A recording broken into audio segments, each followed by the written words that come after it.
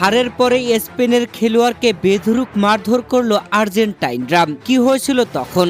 হা করে তাকিয়ে তাকিয়ে দেখছিলেন মেসি, একপাশে উদযাপন করছিল স্পেনের খেলোয়াড়রা, আরেক পাশে আর্জেন্টিনার খেলোয়াড়ের কাছে মার খাচ্ছিল স্পেনের খেলোয়াড়। খেলা শেষে উড়াধুরা মারামারি।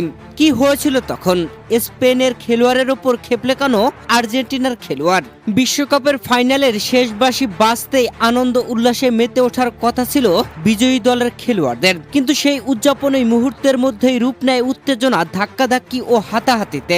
যুক্তরাষ্ট্রের মেটলাইফ স্টেডিয়ামে ম্যাচ শেষ হওয়ার পর স্পেন ও আর্জেন্টিনার খেলোয়াড়দের মধ্যে যে সংঘর্ষের ঘটনা ঘটে তার নেপথ্যের বিস্তারিত চিত্র এবার সামনে উঠে এসেছে।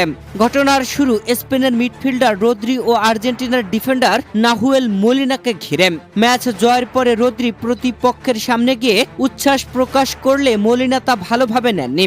দুজনের মধ্যে প্রথমে কথা কাটাকাটি শুরু হয়। এক পর্যায়ে তারা মুখোমুখি অবস্থানে চলে যান, যা মাঠের পরিস্থিতিকে দ্রুত উত্তপ্ত করে তোলে। পরিস্থিতি সামাল দিতে এগিয়ে আসেন স্পেনের ডিফেন্ডার এরিক গার্সিয়া।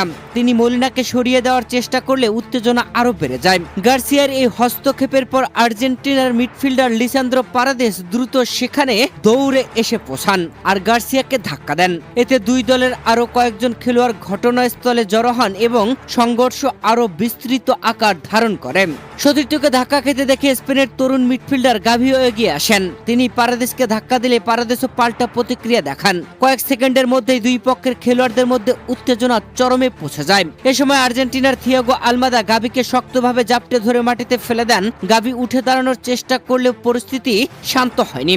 অভিযোগ অনুযায়ী পারাদেস আবারও গাভিকে ধাক্কা দিয়ে দ্বিতীয়বারের মতো মাটিতে ফেলে দেন। এতে মাঠ জুড়ে বিশৃঙ্খলা পরিস্থিতির সৃষ্টি হয় এবং দুই দলের খেলোয়াড়রা একে অপরকে ঘিরে ধাক্কাধাক্কিতে জড়িয়ে পড়েন। সংঘর্ষ যখন নিয়ন্ত্রণের বাইরে চলে যাওয়ার আশঙ্কা তৈরি হয়েছিল, তখন স্পেনের স্ট্রাইকার বোরহা ইগলেসিয়াস দ্রুত ঘটনাস্থলে এসে প্রতিপক্ষের কয়েকজনকে সরিয়ে দেওয়ার চেষ্টা করেন। এরপর দুই দলের কোচিং স্টাফ, কর্মকর্তা এবং অভিজ্ঞ খেলোয়াড়রা মাঠে নেমে উভয় পক্ষকে শান্ত করার উদ্যোগ নেন। তাদের হস্তক্ষেপে ধীরে ধীরে পরিস্থিতি স্বাভাবিক হয় এবং বড় ধরনের অনাকাঙ্ক্ষিত ঘটনা এড়ানো সম্ভব হয়। এ সময় লামিন ইয়ামাল এগিয়ে এসেছিলেন, তবে আর্জেন্টিনার কোচ লিওনেল স্কলানি লামিন ইয়ামালকে ভালোভাবে শান্ত করে সেখান থেকে দূরে সরিয়ে দেন। পরিস্থিতি স্বাভাবিক হয়ে ওঠে।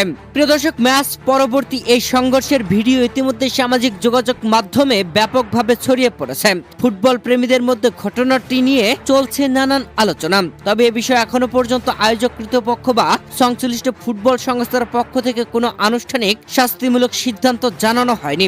প্রিয় দর্শক, বিশ্বকাপের ফাইনাল মহারণে যেমন ম্যাচ আশা করেছিল সমর্থকেরা, সেরকম আশানুরূপ ফল দিতে পারেনি আর্জেন্টিনা। বড়ই হতাশ করেছে, কেননা স্পেনের বিপক্ষে তারা পাত্তাই পায়নি। যদিও আর্জেন্টিনার হয়ে একমাত্র প্রশংসা কুড়িয়েছেন আর্জেন্টিনার গোলকিপার এমিলিয়ানো মার্টিনেজ। তাছাড়া কোনো খেলোয়াড় সেরকম পারফরমেন্সই দিতে পারেননি। 106 মিনিটে গোল হজম করে স্পেনের কাছে ফাইনাল ম্যাচে হেরে রানার্স আপ হয়েছে আর্জেন্টিনা। চ্যাম্পিয়ন হয়ে ট্রফি নিয়ে উল্লাসে মেতেছেন লামিন ইয়ামালেরা।